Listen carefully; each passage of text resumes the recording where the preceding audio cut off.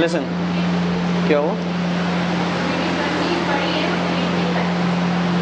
इसमें कर देते, लैपटॉप में सेव कर लेते हैं ऐसा।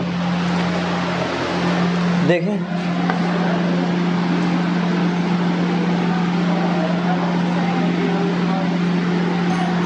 इन्वायरमेंट, लास्ट क्लास में हमने पॉल्यूशन स्टार्ट किया था, व्हाट हैपेंड, थैंक यू, है thank you thank you.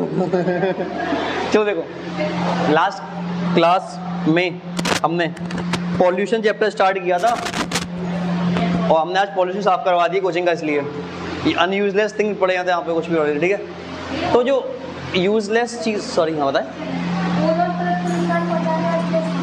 Sorry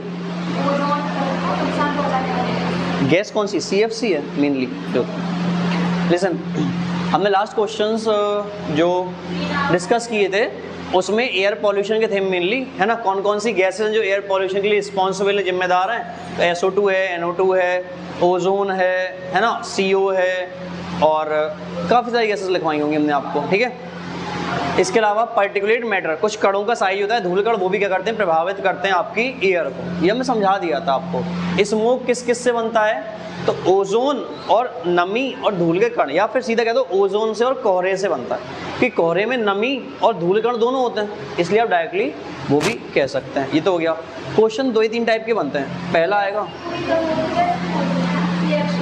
क्या बोलता है, CO होती है वो, एक सेकंड लिसन। सो दम घुटू गैस जो होती है वो CO, कल मैं समझाया भी था, हीटर की वजह से दम घुटने से डेथ हो जाती है।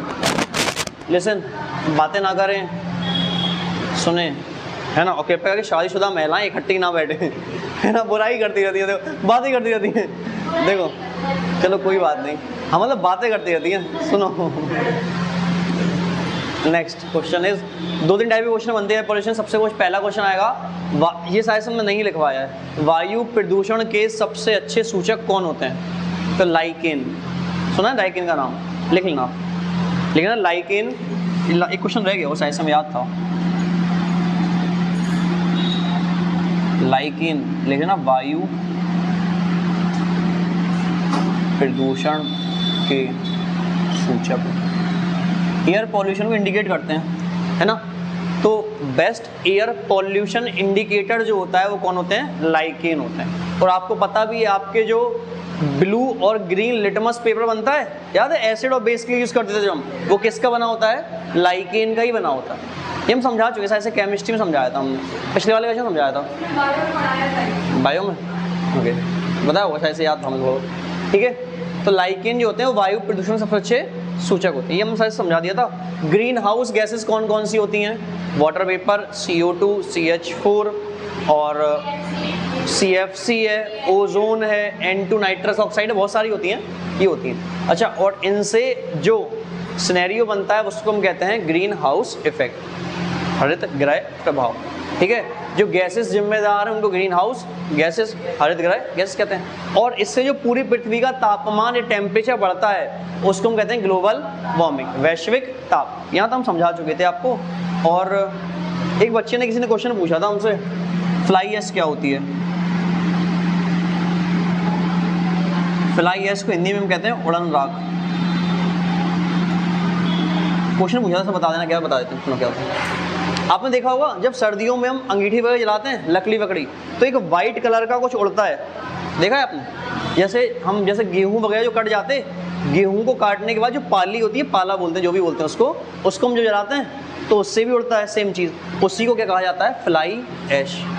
समझ में आया, उड़न राख, मतलब जिसका वेट कम है और वो हवा में, वायुमंडल में है, उसको हम कहते हैं फ्लाई ऐश, उड़न राख। नहीं आया समझ, नहीं आया। अंगीठी जलाई है, लकड़ी जलाई है, लकड़ी के ऊपर देखो वाइट कलर का एक वो रहता है, थोड़ा सा पाउडर टाइप का, नहीं देखा। कागज जला दो, ब्लैक कलर का हो जाता ना, हाँ वो फ्लाई ऐश है। कोई भी फ्यूल हो, आप किसी को भी जलाएंगे, ब्लैक कलर का उड़ता रहता है वो, हाँ वो फ्लाई ऐश है, ठीक है। वाइट कलर का, ब्लैक कलर का हो सकता है। तो जो मटर का होता है इवन, या गेहूं का जो पाली या पाला जो भी बोलते हैं उसको, वो जलाया जाता है जो, उससे भी क्या होती है भाई, फ्लाई ऐश की अमाउंट बढ़ जाता है। अच्छा, इसका नेचर अपने आप में कैसा होता है, तो एसिडिक होता है। कैसा होता है ये? अम्लीय होता है। आपने सुना भी होगा कुछ टाइम पहले पाली या पालो जलाने पे बैन लगा दिया गया है, अब आप जला नहीं सकते। सुना है सबने? जो लोग गांव से बिलोंग करते हैं उन्हें सुना होगा कि जो गेहूं कट जाते हैं ना, उसके बाद जो रह जाता है अब आप उसको जला नहीं सकते। सुना होगा आपने शायद से। क्यों? क्योंकि उससे किसका अमाउंट बढ़ रहा है वायुमंडल में? फ्लाई एश का। और फ्लाई एश का मतलब एसिडिटी, मतलब जब बारिश होगी तो यही नीचे आएगा तो अम्लीयता बढ़ाएगा, ये होती है फ्लाई एश। अब इससे दिक्कतें क्या क्या है? इससे पौधे नष्ट हो जाते हैं। कैसे हो जाते हैं? मान लो बारिश हुई या फिर ये उड़ा और उड़ के किसी पेड़ के पत्ते पे बैठ गया, भाई जो राख उड़ रही है वो कहीं ना कहीं उड़ के जाएगी और कहीं ना कहीं सेटल हो जाएगी। मान लो किसी पौधे के पत्तों पे सेटल हो गई, किसी पे भी, अब उसमें जो स्टोमेटा है क्या उसके छेद को ये बंद नहीं कर देगी? है ना। और जब छेद को बंद कर देगी स्टोमेटा के से, है ना, तो क्या वाष्पोत्सर्जन हो पाएगा? पानी नहीं उड़ पाएगा। पानी नहीं उड़ेगा दैट मीन्स पत्ते सड़ जाएंगे, खराब हो जाएंगे। पहला कारण तो ये हो गया। दूसरा, ये वायुमंडल में है, जब बरसात होगी तो ये पानी के साथ में नीचे आएगी तो अम्लीय वर्षा कराएगी, है ना। और अम्लीय वर्षा से जलीय जीव प्रभावित होते हैं, भाई हो नहीं। तो ये नुकसान है इससे, कुछ कुछ ऐसा होता है। नहीं जलाता है, क्यों नहीं जलाते भाई? अपन लोग गाँव में ईंटी बायोफ्यूल तो जलाते हैं, और पहले तो अभी भी पाली वगैरह जलाई जाती है आपके गाँव में, लेकिन अभी बैन लगा दिया कि नहीं जला सकते आप, अदरवाइज केस वगैरह हो जाएगा आप पे, फाइन वाइन कुछ देना पड़ता है, ऐसा होता है। लेकिन इसका सबसे अच्छा यूज़ महाराष्ट्र गवर्नमेंट कर रही है। कैसे? वो इससे सीमेंट बनाती है।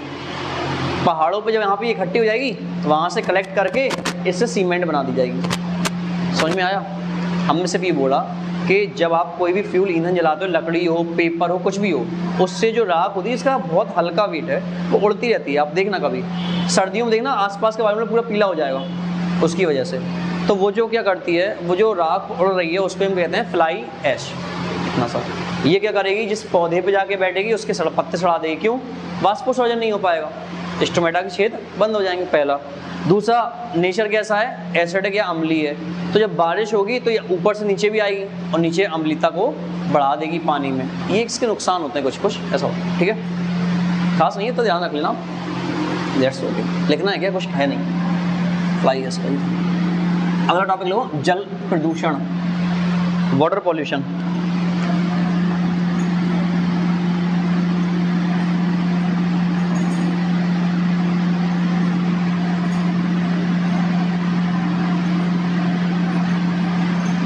जल प्रदूषण, ठीक है, सुनना समझना।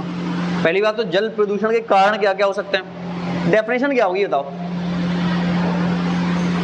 भाई? कोई भी ऐसी चीज जो पानी में नहीं होनी चाहिए और पानी में है, तो सिंपल सी बात है भाई, जो यूजलेस चीज है। क्या पॉलीथीन को पानी में होना चाहिए? नहीं। प्लास्टिक को? नहीं। क्या फर्टिलाइजर उर्वरक आते हैं उनको?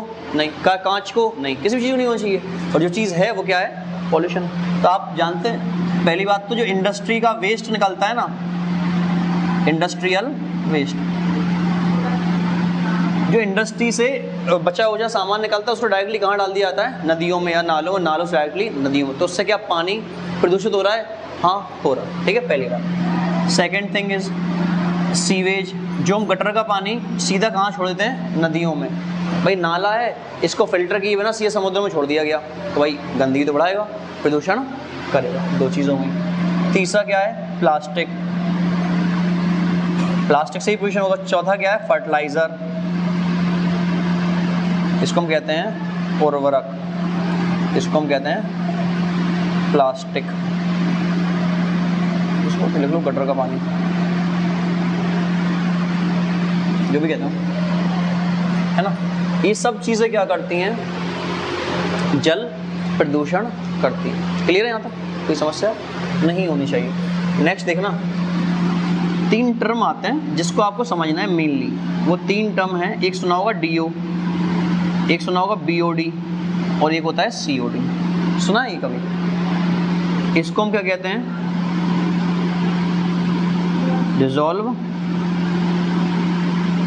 ऑक्सीजन, हिंदी में हम कहते हैं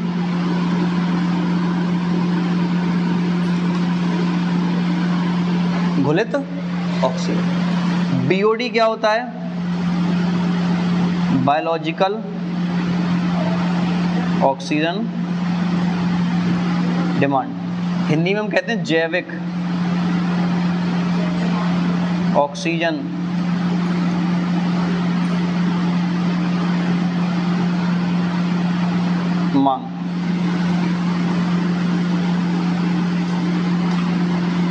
और COD क्या होता है? केमिकल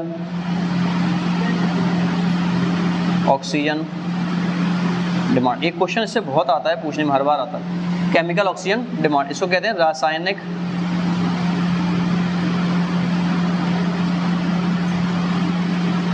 ऑक्सीजन मांग।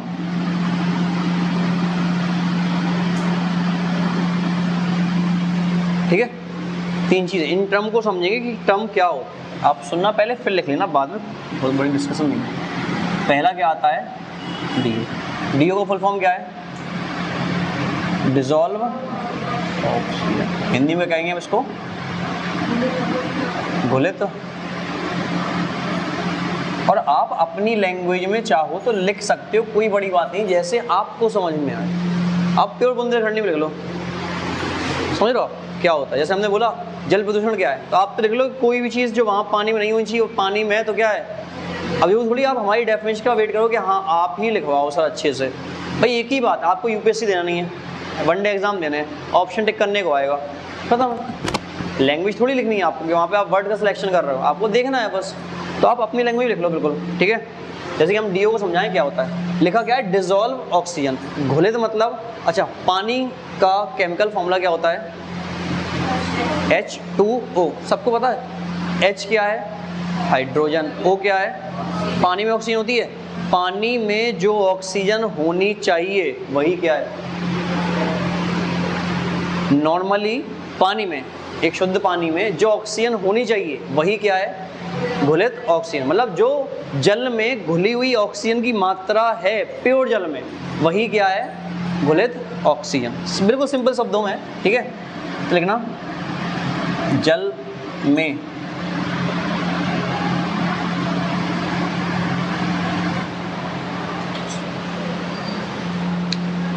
पहले हम इंग्लिश में लिखते हैं, फिर हम हिंदी में लिखते हैं। लैंग्वेज थोड़ा सा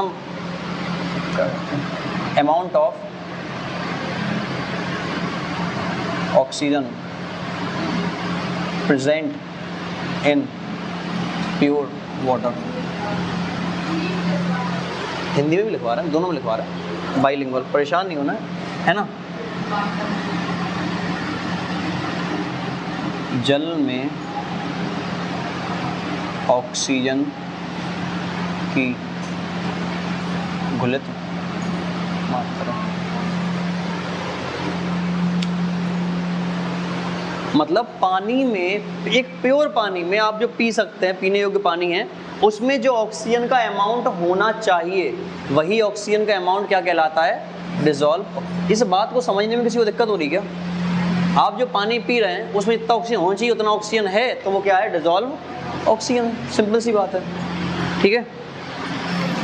सेकेंड टर्म आता है BOD। ये अपने आप में इंपॉर्टेंट है, क्वेश्चन आएगा कि हम जल प्रदूषण को किससे नापते हैं, तो BOD से नाप, याद रखना हमेशा। BOD का फुल फॉर्म क्या है? बायोलॉजिकल ऑक्सीजन डिमांड, या हम कहेंगे जैविक ऑक्सीजन मांग। सुनना पहले आप लिख लो, वरना आप या तो लिख लो या फिर आप सुन लो, एक ही काम है। पहले लिख लो फिर हमसे बताते हैं, वरना लिखते हो सुनते हो फिर आधी चीज़ समझ में वैसे भी नहीं आती। और आपको तो वैसे भी नोट्स अच्छे लिखे चाहिए, बस समझने से मतलब है भी नहीं। लिख ले, सभी लोग लिख लो, समझाते हैं फिर। देखिए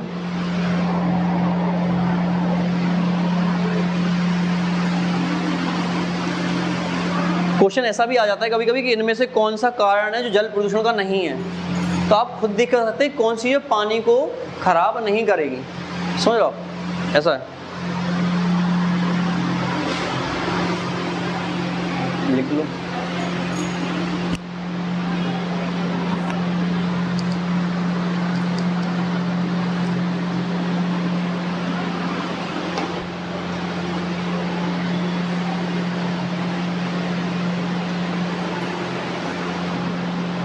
लिख गया सबका?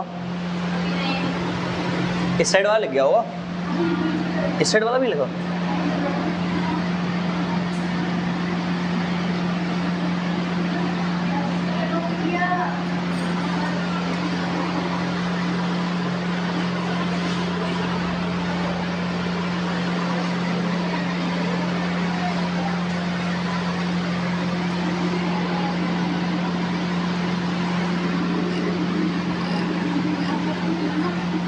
देखो देखिए, नहीं लिखा था, फुल फॉर्म लिखना था, ये लिख देंगे, वैसे भी लिखा है लिख लेना।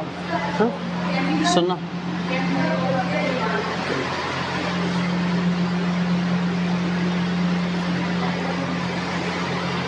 डिसॉल्व ऑक्सीजन क्या होती है, घुलित ऑक्सीजन क्या होती है, पानी में जो ऑक्सीजन घुली है और जो प्योर पानी में होती है वही क्या है, घुलित ऑक्सीजन। अब सुनना, आपने मान लो किसी भी तरीके से पानी को प्रदूषित कर दिया, जैसे कि तो उसमें प्लास्टिक आ गया, या उसमें सीवेज आ गया, या इंडस्ट्री का वेस्ट आ गया, या पीतल का वेस्ट आ गया। गंगा सबसे ज़्यादा प्रदूषित कहाँ होती है, कन्नौज में, क्योंकि पीतल का डायरेक्टली जो वेस्ट है वो कहाँ डंप किया जाता है, गंगा में। अब बताएं, अकेले कानपुर में ही बहुत ज़्यादा प्रदूषित होती है गंगा, ठीक है, ऐसा होता है। तो गंगा प्रदूषित है। अब प्रदूषित होने से क्या होगा, डीओ की मात्रा कम हो जाएगी, हाँ या ना, इतना समझ में आया? सुनना फिर से, हमने क्या बोला, आराम समझो, कोई बड़ी बात नहीं है। हमने क्या बोला आपसे, इतना सा बोला कि अगर पानी में पॉल्यूशन है तो पॉल्यूशन का प्रभाव पानी पे कैसे पड़ेगा, उसकी ऑक्सीजन की मात्रा, अगर ऑक्सीजन की मात्रा कम हो जाएगी तो क्या जलीय जीव प्रभावित होंगे? बिल्कुल होंगे भाई, हाँ या ना, उनको जीने के लिए चाहिए ना ऑक्सीजन, पानी से लेते हैं वो, ऐसा तो नहीं लेंगे। अब उस मात्रा को पूरा करने के लिए हमें जो ऑक्सीजन चाहिए वो क्या है, सुनना फिर से, पानी में जितनी ऑक्सीजन होनी चाहिए वो क्या है, प्रदूषण की वजह से ऑक्सीजन कुछ कम हो गई। अब जितनी कम हुई उसको दोबारा से भरने के लिए उतनी चाहिए हमें, तो वो जो अमाउंट चाहिए वही क्या है, समझ में आया? देखो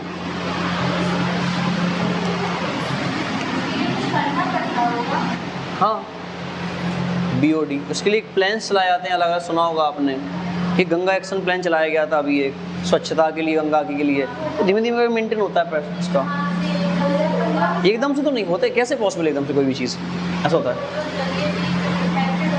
ये तो हम पे डिपेंड करता है ना, हम कैसे यूज़ कर रहे हैं भाई। अभी जैसे अपना माहिल तालाब ठीक ठाक हुआ, और यही में इकलौती जगह हुई है घूमने की माहिल तालाब, एक ये पूरे डिस्ट्रिक्ट जालौन में माहिल तालाब, बहुत से बहुत होता है राधा कृष्ण मंदिर, दो ही चीज़ें हैं। आदमी से कहीं पूछो ऐसे कि भाई आज ना कहीं घूमने जाना है, कहाँ जाओगे, राधा कृष्ण मंदिर। सेकंड थिंग अभी माहिल तालाब हो गया, 4 महीने बाद हाल देख लेना उसका आप, अगर उसमें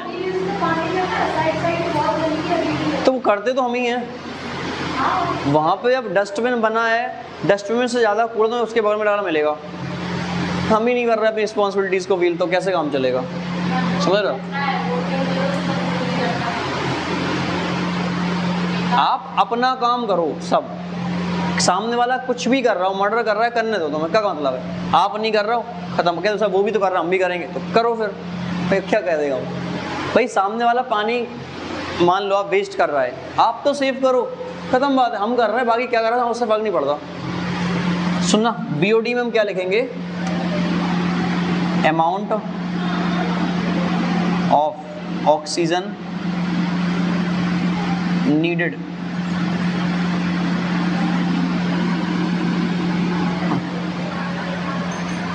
अमाउंट ऑफ ऑक्सीजन नीडेड है ना, ऑक्सीजन की इतनी जरूरत है हमें, ठीक है, किसमें,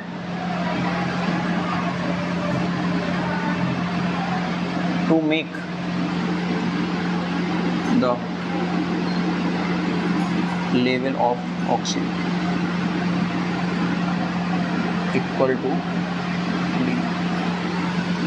सुना, ऑक्सीजन की वो मात्रा जो हमें डिसॉल्व ऑक्सीजन तक लाने के लिए चाहिए वही क्या है, बीओडी है, ठीक है, हिंदी में लिखना आप।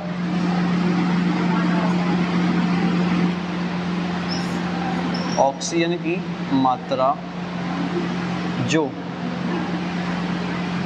हमें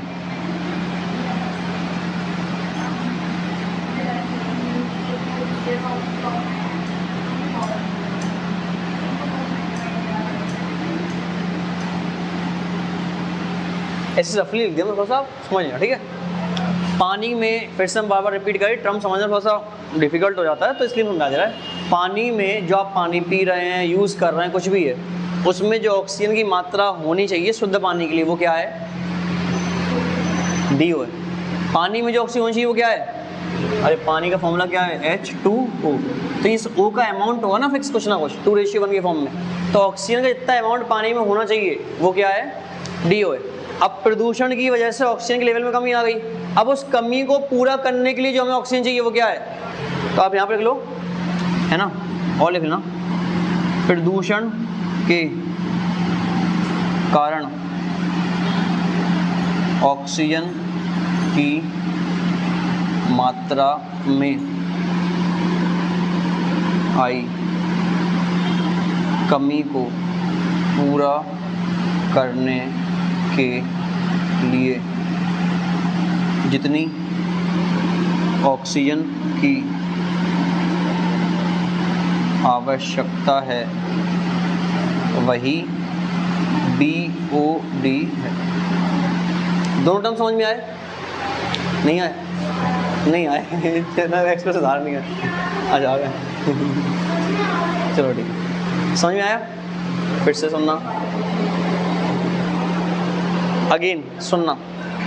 डिसॉल्व ऑक्सीजन क्या होती है आप ही बता दो, हमें सबको बोलना है, पेपर सबको देना है अपना अपना, तो बताओ सब लोग। डिसॉल्व घुलित ऑक्सीजन क्या है, कि जो जितनी मात्रा होनी चाहिए शुद्ध जल में ऑक्सीजन की इतनी मात्रा होनी चाहिए वो क्या है, डिसॉल्व ऑक्सीजन, मतलब amount of oxygen present in pure water, that is dissolve oxygen. अब पॉल्यूशन की वजह से, प्रदूषण की वजह से जो ऑक्सीजन के लेवल में कमी आई, उस कमी को पूरा करने के लिए हमें जो ऑक्सीजन चाहिए वो क्या है, BOD, बायोलॉजिकल ऑक्सीजन डिमांड।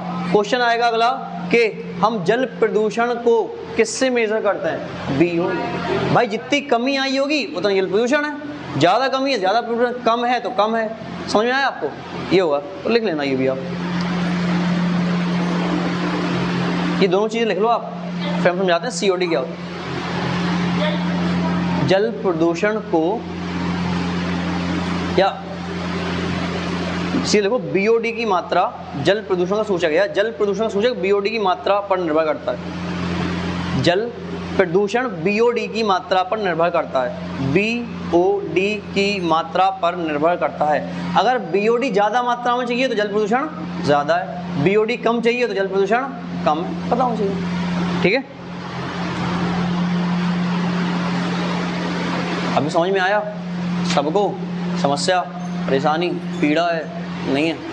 देखो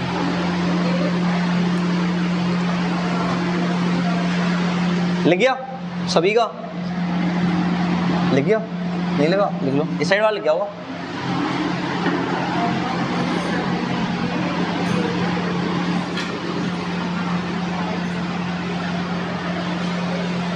लिख लो लिख लो, कोई इशू नहीं।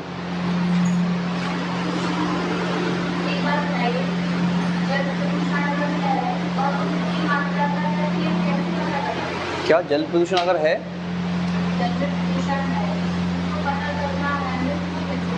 उसके बहुत सारे तरीके होते हैं, फिल्ट्रेशन मेथड है कि कैसे हम बताएंगे, और भी बहुत सारे तरीके होते हैं प्रदूषण को नापने के। BOD से नापते हैं मेनली, BOD से नापते हैं। हाँ देखो, जल प्रदूषण नापने का तरीका BOD है कि जितनी ज़्यादा ऑक्सीजन की डिमांड होगी आपको, प्रदूषण उतना ज़्यादा है। मान लो कोई कह दे कि हमें थोड़ी सी ऑक्सीजन चाहिए प्योर बनाने के लिए, मतलब जल प्रदूषण कम है। अगर आपको BOD ज़्यादा चाहिए तो जल प्रदूषण ज़्यादा है, ठीक है? नेक्स्ट लिखें, BOD से ही होती है जल प्रदूषण को नापना और ये मेजर करना है कितना प्रदूषण है उसमें। नेक्स्ट आता है COD, इसको हम कहते हैं केमिकल ऑक्सीजन डिमांड, रासायनिक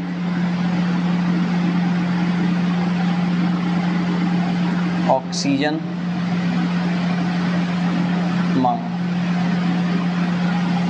रासायनिक ऑक्सीजन, ठीक। अब सुनना और समझना, लिखना बाद में। ये टर्म है, आपको 3 बार लिखवा चुके तो याद तो ही गया होगा COD क्या होता है। बार बार एक ही चीज़ को लिखने का मतलब, हम तो लिखवा देते हैं कि आपको आ जाए। क्या पानी में जैविक पदार्थ होंगे, पत्ती वगैरह, खाना वाना सड़ा वगैरह होगा, ठीक है?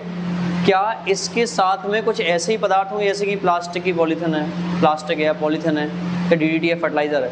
तो किसी भी तरह के पदार्थ के अपघटन के लिए हमें जो ऑक्सीजन चाहिए वो क्या है, किस, देखो ऐसा है, अगर जैविक चीज़ों के अपघटन के लिए चाहिए तो जैविक ऑक्सीजन मांग, ऐसा कह लो आप। और किसी भी तरह के पदार्थ के लिए चाहिए अगर, तो मतलब पानी में कुछ भी है और उसको खत्म करना है, अपघटन करना है, डिकम्पोज करना है, तो उसके लिए जो हमें ऑक्सीजन की आवश्यकता है वो क्या है, तो लिख लेना आप इसमें कि जल में उपस्थित किसी भी प्रकार के पदार्थ के अपघटन के लिए जितनी ऑक्सीजन की आवश्यकता है वही CO2 है। अगर सिर्फ पत्तियों का अपघटन करना है तो BOD हो जाएगा, क्योंकि जैविक पदार्थ है और रासायनिक होता है किसी भी टाइप की रिएक्शन हो। तो जल प्रदूषण का सूचक कौन है, BOD। कितना जल प्रदूषण ये भी कौन बताता है, BOD। आपको फिर सुन लेना सारी चीजें एक बार, लास्ट टाइम एक्सप्लेन कर रहा है, सुन लेना। जल में जो ऑक्सीजन की मात्रा या लेवल वाटर का परसेंटेज होना चाहिए वो क्या कहलाता है, DO। ठीक है। अब प्रदूषण की वजह से जल में जो ऑक्सीजन की कमी आई, उस कमी को पूरा करने के लिए ऑक्सीजन चाहिए वो क्या है, या उसके अलावा हम एक भी कहते हैं कि जैविक चीज़ों के अपघटन के लिए जितनी ऑक्सीजन चाहिए वो क्या है, BOD। ठीक है। किसी भी प्रकार की पदार्थ के लिए अगर जो ऑक्सीजन चाहिए वो क्या है, उसमें सिर्फ जैविक है, इसमें किसी भी प्रकार का पदार्थ हो उसका अपघटन होना है और उसके लिए ऑक्सीजन चाहिए आपको वो क्या है, इतना सब लिख लें, ये कंप्लीट है। जल प्रदूषण लिख गया, हो गया। नेक्स्ट हेडिंग डालो, ध्वनि प्रदूषण। एक तो मुझे समझ में नहीं आता, देखो इंग्लिश में हम लिखते हैं क्या, नॉइज पॉल्यूशन, और हिंदी में हम लिखते हैं ध्वनि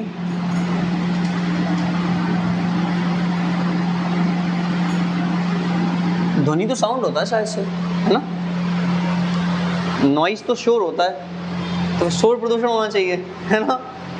चलो देखो है या नहीं, नॉइज पॉल्यूशन और साउंड, सॉरी नॉइज पॉल्यूशन, ध्वनि प्रदूषण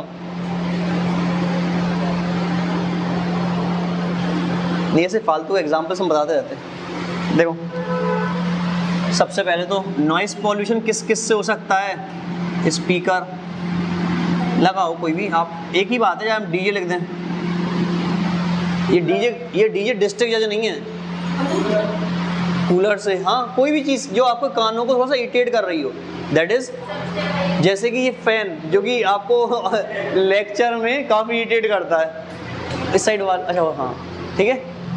थर्ड थिंग इज, आई सुनो, व्हीकल्स, वाहन वगैरह जो है,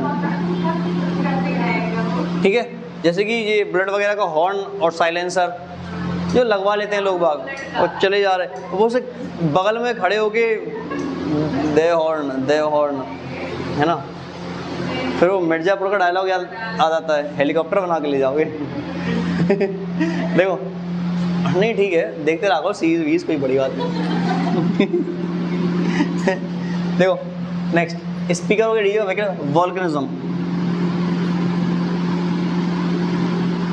ज्वालामुखी, सबसे ज़्यादा साउंड किसी भी चीज़ का होता है तो ज्वालामुखी के फटने का होता है। ज्वालामुखी के फटने पे 190 डेसिबल की आवाज़ आती है, और आपकी सुनने की जो फ्रिक्वेंसी नॉर्मली होती है वो 35 से 45 है, WHO 60 तक मान लेता है, ऐसा है 45-60 मान लेता है, लेकिन नॉर्मली 35 से 50 के अराउंड रहती है सुनने की क्षमता, इतना ठीक है। आपको हम जो भी नॉर्मली बात कर रहे हैं ना, इसकी जो फ्रिक्वेंसी है वो करीब बता रहा हूँ, डेसिबल में अगर 12 से 15 डेसिबल होगी, अभी हम जो बात कर रहे हैं, सोचो 12 डेसिबल और 190 डेसिबल, समझ रहे हो आप। तो वोल्केनिज्म से करीब 190 से 200 डेसिबल तक साउंड प्रोड्यूस होता है। नेक्स्ट, ये क्वेश्चन डायरेक्टली आते हैं, ध्वनि प्रदूषण को किससे नापते हैं हम,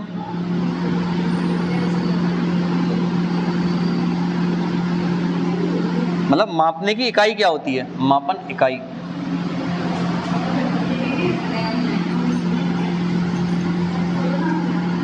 unit of measurement, noise pollution. बताओ, ये आ चुका है बहुत बार। ध्वनि प्रदूषण को मापने की क्या होती है? डेसिबल, डीबी, ठीक है। क्या? रेक्टर पैमाने से, हाँ, भूकंप की तीव्रता को नापता है। रेक्टर पैमाने से, रेक्टर स्केल से अर्थक्वेक की इंटेंसिटी या उसको तीव्रता को मेजर किया जाता है, फ्रीक्वेंसी, ठीक है। अर्थक्वेक के लिए, भूकंप के लिए। नेक्स्ट क्वेश्चन आएगा, जो हमारी संप्रेषण की या कम्युनिकेशन की जो रेंज होती है नॉर्मल, वो कितनी होती है? 12 dB, लगभग 12 से 15। आप जो नॉर्मली घर पे बातें करते हो ना, मम्मी पापा से जो भी है, भाई बहन से जो भी करते हो आप, वो कितनी होती है? dB। कुछ नेबा नेबी इससे भी कम में कर लेते फ़ोन पे, है ना, 2-4 ही dB में कर लेते होंगे, है ना। देखो, उससे भी कम में बगल वाले को भी सुनाई देता है। अच्छी खासी सेंसिटिविटी के कान होगी। देखो नेक्स्ट इज जो नॉर्मल ह्यूमन रेंज है सुनने की, आई देखो ह्यूमन रेंज सुनने की है वो करीब करीब 35 to 50 नॉर्मली है इतनी, ठीक है। आप फ्रीक्वेंसी में जानते हैं कितनी होती है? 20 हर्ट्ज से 20,000 हर्ट्ज, ठीक है, ऐसा होता है। नेक्स्ट, इससे डिसीजेस कौन सी हो सकती हैं नॉइस पॉल्यूशन से? रोग कौन कौन से हो सकते हैं? क्या हो सकता है? हाँ, पहला तो हो गया इरिटेशन, भाई चिड़चिड़ापन होगा आपको काफ़ी ज़्यादा, है ना। Second, heart attack, heart attack आ सकता है नॉइस पॉल्यूशन से। थर्ड वन इज, हिंदी लिखते हैं, बहरापन।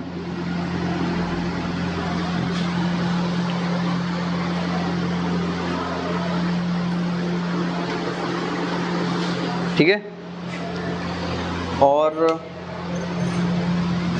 ये सारी मेनली दिक्कतें होती हैं, ऐसा होता है। हार्ट अटैक आ सकता है डीजे बजने से। कैसे आ सकता है दीदी बताएंगे? हाँ तो किया आपने, समझाया हुआ है लेकिन पहले कई बार, बताएं।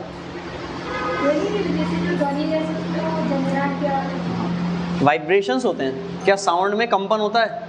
वो वाइब्रेशन जो फ्रिक्वेंसी है वो आपकी हार्ट बीट को डिस्टर्ब करेगी। कंपन से तो होगा ना हार्ट बीट डिस्टर्ब, और हार्ट बीट जब एबनॉर्मल हो जाएगी तो हार्ट अटैक आने के चांसेस कहाँ पे? हाँ, नहीं भाई, साउंड की वो होता है ना कितने पे बज रहा है। डीजे भी एक होता है कि बेस अलग ही लेवल का है, एक ठीक ठाक है ना, नॉर्मली ऐसा है। तो वैसे भी नॉइस पॉल्यूशन तो अपने आप काफ़ी ज़्यादा है। अच्छा, एक चीज़ और भी है, इसको रिड्यूस करने के लिए, किसको? नॉइस पॉल्यूशन को रिड्यूस करने के लिए कौन सा क्या यूज़ करते हैं हम? तो इसके लिए हम यूज़ करते हैं, क्या लिख रहे हैं हम? ग्रीन मफलर, नाम सुना है? हम बता रहे हैं, आप हाईवे वगैरह पे गए होंगे कभी, आपने हाईवे पे बीच वाली लेन में पेड़ लगे देखे होंगे, या छोड़ देते हैं, लगाए नहीं जाते, पैसा हो जाती है गवर्नमेंट, है ना। लगने चाहिए वहाँ पे। आपने देखा होगा यहाँ से जब जालौन वगैरह जाओ तो आपको दोनों लेन के बीच में लगे मिलेंगे। वही क्या होता है, उसी को हम कहते हैं ग्रीन मफलर। वो एक तो साउंड की इंटेंसिटी कम करता है, ध्वनि प्रदूषण को रोकता है। पेड़ अब सोखते हैं साउंड को, पता है आपको। सेकेंड, लाइट का जो रिफ्लेक्शन है वो ना हो। भाई आप यहाँ से जा रहे हो, गाड़ी वाला यहाँ से आया तो लाइट उसकी आंखों में ना जाए, इसकी वजह से ही पीछे पेड़ लगाए जाते हैं। लेकिन अब लगाए गए हैं या नहीं लगाए गए हैं ये गवर्नमेंट पे डिपेंड करता है।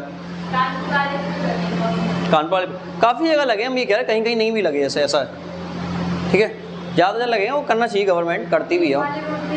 इस वाले पे नहीं लगे, थोड़ा सा इस पर ठीक है, जो भी है। That is all, this is all about और नॉइस पॉल्यूशन। समझ में आया? 3-4 चीज़ याद रखनी है आपको नॉइस पॉल्यूशन में। एक लौता क्वेश्चन 2 आते हैं सबसे ज़्यादा याद रखना, एक तो ग्रीन मफलर आता है और दूसरा आता है आपका ये डेसिबल, कि ध्वनि प्रदूषण को किस में नापते हैं। डेसिबल सबसे ज़्यादा क्वेश्चन आएगा तो ये, या ग्रीन मफलर किससे संबंधित है? ध्वनि प्रदूषण। लाइक इन वायु प्रदूषण का सूचक, ये आपको बता दें। BOD जल प्रदूषण का, जल का है, ठीक है। 3 चीज़ हो गई। यहाँ तक कोई समस्या परेशानी हो तो बताओ।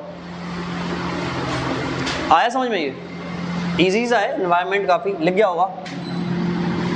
नेक्स्ट लिखो सॉइल पॉल्यूशन, मृदा प्रदूषण। होते तो बहुत सारे हैं और भी हैं। किसको? हार्ट है, दिल का दौरा, यही बोलते होंगे। हाँ यही होता है। हार्ट अटैक ही सुना होगा आप, हिंदी में क्यों लिख रहे हो कि हर चीज़ को हिंदी में लिखना ही है? हार्ट अटैक को हिंदी में भी हार्ट अटैक ही लिख के आता है। ये तो आपको पता होगा ही, अगर ये भी नहीं पता तो अच्छा याद नहीं आ रहा था एकदम से। ओके चलो देखो नेक्स्ट, अगला है सॉइल पॉल्यूशन। इजी सा है, कोई बड़ी बात नहीं है। आपको पता है सॉइल की सबसे उपजाऊ परत कौन सी होती है?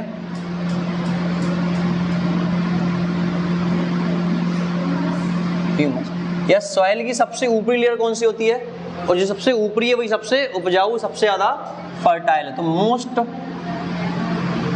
फर्टाइल, सबसे ज्यादा उपजाऊ यही, ठीक है। सुनो, अब अगर आप ज्यादा उर्वरक का इस्तेमाल करेंगे, ज़्यादा फर्टिलाइजर्स का इस्तेमाल करेंगे, क्या लिख दिया हमने, फर्टिलाइजर्स का इस्तेमाल करेंगे तो भी क्या होगा? सॉइल। सेकंड, DDT वगैरह का आप यूज़ कर रहे हो, एक ही बात है, तो भी क्या होगा? प्लास्टिक वगैरह होगी तो भी क्या है? पॉलीथीन वगैरह है तो भी क्या है? उर्वरकता कम हो जाती है इसकी, मिट्टी की, और मिट्टी की उर्वरकता कम हो जाएगी तो पैदावार कम होगी, है ना। पैदावार कम होगी तो मिट्टी कैसी होगी? प्रदूषित हो गई और बंजर होने के चांसेस हो जाते हैं।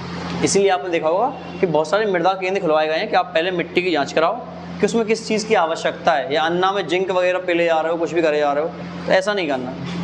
ओके, तो आपको पहले चेक करना है कि क्या किस चीज़ की कमी है, तो उसके अकॉर्डिंग आपको काम करना है, ठीक है। यहाँ तक किसी कोई दिक्कत नहीं है? ये था आपका पॉल्यूशन चैप्टर कंप्लीट। अब इसमें कुछ समझ में नहीं आया हो तो बता दो। जितने भी क्वेश्चन आते हैं मैक्सिमम हमने कवर कर लिए हैं। कुछ आप प्रैक्टिस करेंगे या हम ही करवा देंगे प्रैक्टिस आपको, तो करवा देंगे। एनवायरनमेंट का करवा ही देंगे, ठीक है, ध्यान से। तब तक एग्ज़ाम वगैरह भी हो जाएंगे आप लोगों के सबके जो हैं सेमेस्टर वगैरह के। अब कोई क्वेश्चन तो बता दो आप। आपको अगर पॉल्यूशन वाले चैप्टर में आपको समझ में नहीं आया हो तो पॉल्यूशन समझ में आया क्या होता है? प्रदूषक क्या होते हैं? पॉल्यूटेंट समझ में आया? अरे जो चीज़ें प्रदूषण फैलाती हैं वो प्रदूषक है ना। फिनोमेना को पॉल्यूशन कहते हैं, लेकिन वो जो चीज़ है, प्लास्टिक क्या है? प्रदूषक है। अब प्लास्टिक के सिम्टम्स निकल के आएंगे जो इससे कॉन्सिक्वेंसेस जो इसके हैं, जो इससे मतलब चीज़ें हो रही हैं खराब, वो क्या है? प्रदूषण है। तो जो पॉल्यूशन फैलाता है वो क्या है? प्रदूषक है, ठीक है, या पॉल्यूटेंट है। 4 टाइप के पढ़े, होते तो बहुत सारे हैं लेकिन मेनली आते हैं आपके पेपर में, तो हमने बता दिया आपको, ठीक है। आप क्वेश्चन लगाइएगा, मैक्सिमम क्वेश्चन आपसे बन जाएंगे। कुछ आपको क्वेश्चन से ही क्वेश्चन तैयार करने होते हैं, तो आप पढ़ोगे, नहीं आएगा तो आप पूछ लीजिएगा। एनी प्लास्टिक पे बैन कहाँ पे? सबसे पहले लगाया था बांग्लादेश ने। प्लास्टिक को बैन करने वाला पहला देश था बांग्लादेश, एशिया का बांग्लादेश। इसके बाद हिमाचल प्रदेश ने अपने यहाँ लगाया, लेकिन सिक्किम इकलौता राज्य है जो जैविक राज्य कहते हैं जिसको, ऑर्गेनिक स्टेट कहते हैं, क्योंकि वहाँ पे प्लास्टिक या पॉलीथीन पूरी तरह से बैन है। तो क्वेश्चन पे डिपेंड करता है क्या पूछा गया है। अगर ये आता है कि ऑर्गेनिक स्टेट लिख लेना, ये भी ठीक है, अच्छा क्वेश्चन है। ऑर्गेनिक स्टेट किसको कहते हैं हम?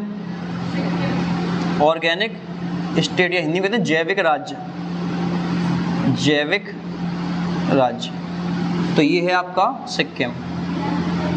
यहाँ पे प्योर ऑर्गेनिक खेती होती है, मतलब यहाँ पे फर्टिलाइजर वगैरह का भी यूज़ नहीं किया जाता, ना प्लास्टिक की बोतल। यहाँ पे बांस की बोतलें, पानी बढ़िया रहता है। फर्टिलाइजर में ये जो खाद है आपका, जो लीव्स वगैरह से, गोबर वगैरह से बन जाता है, डंप वगैरह से करके उसको हम यूज़ कर लेते हैं, ऐसा है। तो प्योर ऑर्गेनिक खेती होती है यहाँ पे, पहली बात।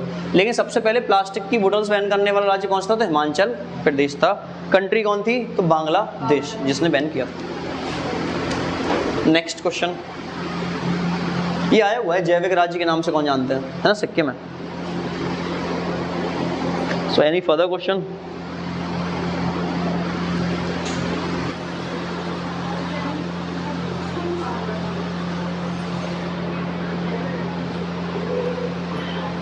तीन चार क्वेश्चन है, बता दे रहा, आप याद रखना। वायु प्रदूषण के सूचक कौन है? लाइकेन। लाइकेन। कौन कौन सी गैसें जो वायु प्रदूषण के लिए जिम्मेदार हैं? CO2, SO2, NO2, CO, O3, CFC, ये, ठीक है, ऐसा। नेक्स्ट, दम घोटू गैस कौन सी है? CO है, कार्बन मोनोऑक्साइड। हीटर से कौन सी गैस निकलती है? Carbon monoxide. या जो व्हीकल्स के धुएं वगैरह है, कार्बन मोनोऑक्साइड मेनली, और SO2 वगैरह। इंडस्ट्रीज से SO2। पत्थरों का जो पीलापन है ताजमहल की दीवारों का, वो अम्लीय वर्षा की वजह से, उसको क्या कहते हैं हम? स्टोन लेप्रेसी कहते हैं, ठीक है, क्योंकि SO2 की मात्रा वहाँ पे ज़्यादा है। अम्लीयता, जो अम्लीय वर्षा होती है सबसे ज़्यादा अम्लीयता कौन करता है? तो SO2 ही करता है, सल्फर डाइऑक्साइड ही करती है। और H2SO4 नाम है, सल्फ्यूरिक एसिड। क्लियर? इस बार ही आया था क्वेश्चन, यूपीएड वाले पेपर में आया 23 तारीख वाले में, 23 जनवरी वाले एग्जाम में क्वेश्चन आया था, अम्लीय वर्षा के लिए सबसे ज़्यादा जिम्मेदार कौन है? H2SO4 ऑप्शन में था, वही सही आंसर। क्लियर? जल प्रदूषण का सूचक कौन है? BOD। जल प्रदूषण को मतलब कैसे पता चलता है कितना है? BOD की मात्रा से। जितनी BOD की मात्रा चाहिए होगी उतना जल प्रदूषण है, इतना पता होना चाहिए। जल में जो ऑक्सीजन घुली हुई है उसको क्या कहते हैं हम? घुलित ऑक्सीजन। जैविक पदार्थों के अपघटन के लिए इतने ऑक्सीजन चाहिए? BOD। जैविक पदार्थों के लिए BOD, किसी भी प्रकार के पदार्थ के लिए COD। COD का full form chemical oxygen demand, English में ही आएगा, मोर प्रोबेबली इंग्लिश में ही आता है। BOD का full form biological oxygen demand, DO का फुल फॉर्म डिसॉल्व ऑक्सीजन। यहाँ तक कोई समस्या नहीं है। ध्वनि प्रदूषण को हम किस में नापते हैं? डेसिबल में। dB से रिप्रेजेंट करता है। यहाँ तक क्लियर है? ग्रीन मफलर किस संबंधित है? ध्वनि प्रदूषण से। पेड़ों जो लगाया था ना रेलवे हाईवेज के बीच में, जो उसको हम कहते हैं ग्रीन मफलर, ठीक है। इतना अगर आप याद रखेंगे तो मैक्सिमम क्वेश्चंस आपसे हो जाएंगे। बाकी के करंट के क्वेश्चंस होते हैं कुछ जैसे कि आपको सम्मेलन वगैरह, या फिर इस बार थीम क्या थी किसी की? इन्वायरमेंट डे कब मनाया जाता है? पर्यावरण दिवस कब मनाते हैं? 5 जून को, 5 जून। तो इस बार की थीम क्या थी? ये क्वेश्चंस आ जाते हैं, आपको लास्ट में लिखवा देंगे, ठीक है, पेपर, क्योंकि ये पेपर के पहले पढ़ के जाने होते हैं सारे के सारे। पर चलिए हमने अभी लिखवा दिए तुम्हें, और अगली बार फिर डेट आ जाए, चेंज हो जाए, तुम पुराना वाला लगा के आ जाओ। ओके, और कोई डाउट है? पढ़ना समझ में तो आया ही होगा अच्छे से, और क्वेश्चंस ही बनेंगे आप लगाना। इन्वायरमेंट अगर किसी को प्रैक्टिस करनी हो, हम एक बुक बता देंगे, उससे आप प्रैक्टिस कर लीजिएगा, अच्छी खासी इन्वायरमेंट है उसमें, ठीक है। Thank you.